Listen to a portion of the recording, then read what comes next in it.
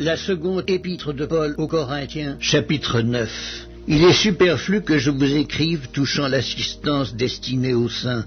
Je connais, en effet, votre bonne volonté, dont je me glorifie pour vous auprès des Macédoniens, en déclarant que l'Achaïe est prête depuis l'année dernière, et ce zèle de votre part a stimulé le plus grand nombre. J'envoie les frères afin que l'éloge que nous avons fait de vous ne soit pas réduit à néant sur ce point-là, et que vous soyez prêts, comme je l'ai dit. Je ne voudrais pas, si les Macédoniens m'accompagnent et ne vous trouvent pas prêts, que cette assurance tournât à notre confusion, pour ne pas dire la vôtre.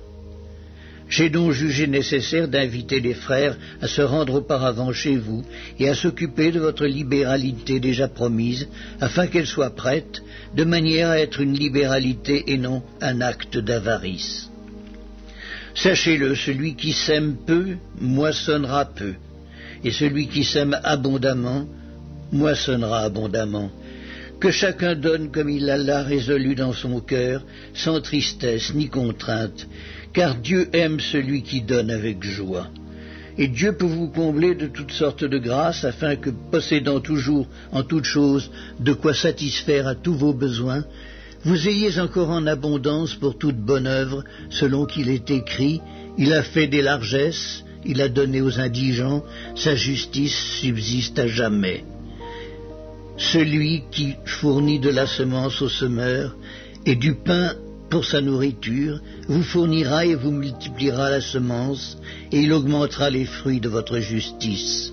Vous serez de la sorte enrichis à tous égards pour toute espèce de libéralité qui, par notre moyen, feront offrir à Dieu des actions de grâce.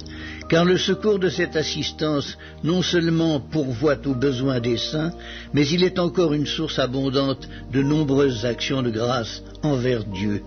En considération de ce secours dont ils font l'expérience, ils glorifient Dieu de votre obéissance dans la profession de l'Évangile de Christ et de la libéralité de vos dons envers eux et envers tous. Ils prient pour vous parce qu'ils vous aiment à cause de la grâce éminente que Dieu vous a faite.